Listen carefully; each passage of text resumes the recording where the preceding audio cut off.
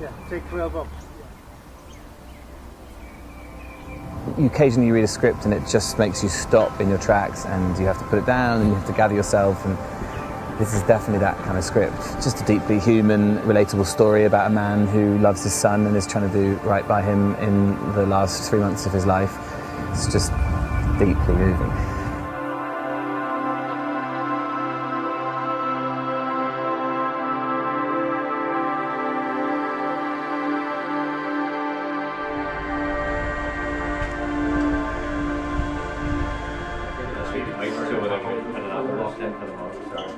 Stand by. Go clear the background, please. Clear the floor.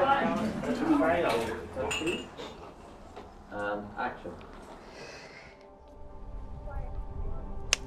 So Nowhere Special, in its most simple form, is about a young 35-year-old man from Belfast who's a window cleaner who has dedicated his life to his son.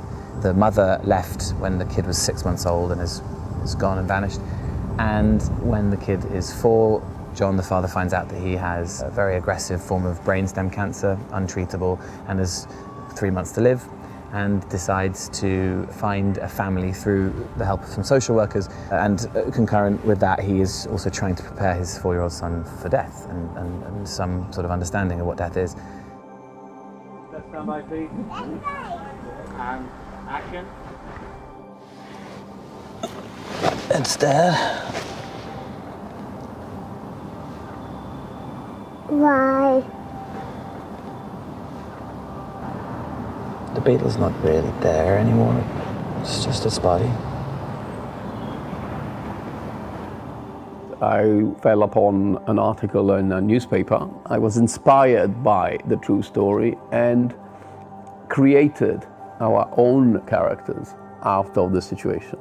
A single father, a father who didn't have a lot of money, who was a working class man. He was a man obviously without a family, no one who he could lean on and share the burden of the situation, and to whom he would naturally and automatically entrust the future of his boy. That's not weakness, Angel. That's love. 246, take 2, pick up on the end. Roberto directs a film every 6 or 7 years, so you know it's a special one when he decides that he wants to direct it. And as a result, he is absolutely adamant that he will make every decision and he will oversee everything. And that's kind of reassuring, because you know that you're in something which no corners are going to be cut. The vision is coming from a man who is an incredibly accomplished filmmaker in his own right. But Roberto is all about character, all about the emotional journey. I mean, in the first meetings he said to me, I need to feel the presence of death in every scene. And then on top of that, I need to see him battle with life. But underneath everything, I need this kind of, this weight. And it was great. I mean, it was terrifying as an actor, because you think, oh my God, that's a lot to ask. But also it was incredibly exciting, because I knew immediately that this director was a really serious storyteller, and he hasn't disappointed. I have really, really, really enjoyed working with him. It's been a real privilege to be part of his vision. I had followed James Norton's career for a while. He read the script, he liked the script, he was absolutely up to mastering the Belfast accent, and more importantly to me, to immerse himself in the role and the world of our leading character, John, and to be completely ready to be supportive and generous with working with what was going to be a 4-year-old young actor. Ready, Daniel? Okay, can I get your blanket on, Daniel, please? I'm coming, I'm coming, I'm coming, I'm coming. There you go. 1, 3, 2. thank you. Okay. This man has never been on a film set before until this job, and I would never say this to his face, but he's kind of brilliant.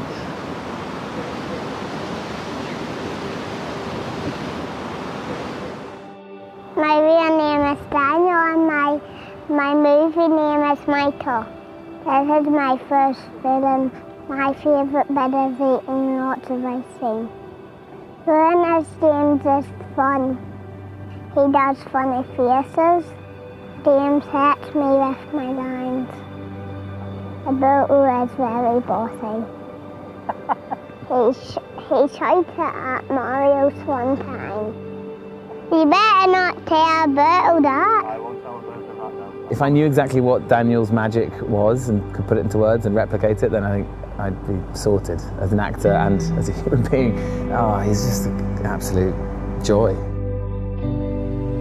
We're just going to wait there for a while. What was the nut? A peanut. It was a peanut. A pine cone. It was a pine cone. Pine cones are fun. Alberto says that Daniel was one of the very, very first he saw, and he kind of knew immediately. And Alberto was very keen that I should get to know him beforehand, so I came over to Belfast a couple of times and went to dinner with him and his family, and went to play, and we went to the park, and we just got to know each other and hung out a lot.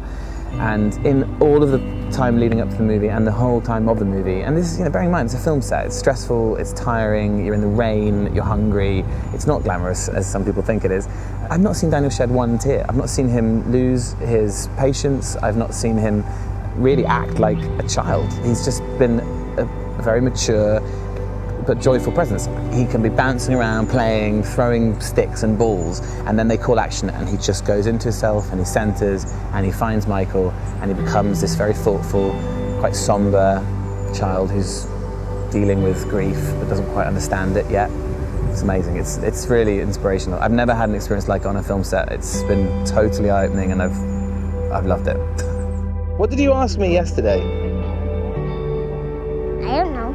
You asked me who is a better actor, me or you. Oh, yeah. Yeah, and what was your answer?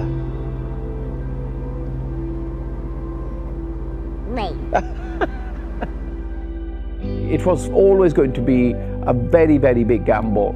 From the very beginning, I thought this film is only going to work if Michael, the young boy, works. And I could not have hoped for anything better. It's just extraordinary. Daniel simply blew us away with his professionalism, his attitude, his spirit, his joy, and his understanding, completely natural, of what I was hoping the character of Michael needed. A stillness, a seriousness, a quiet quality, a thoughtfulness, which on screen is just amazing to watch.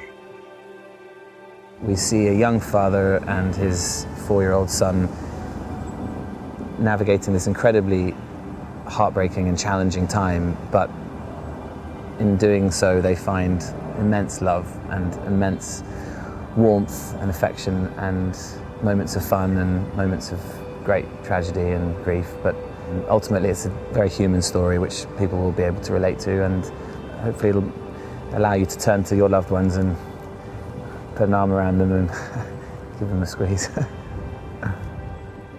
I hope the audiences will take home a story which will be and feel truthful and real and very moving without being manipulative, emotional without being sentimental. They will come out of a cinema enriched by the beauty and generosity of some people's lives. What can an audience expect when they come and see our movie? Bits are sad, some bits are happy. That's good. It's been an amazing shoot. It's been a total privilege. It's been a complete eye-opener for me to work with a 4-year-old who is the future Marlon Brando.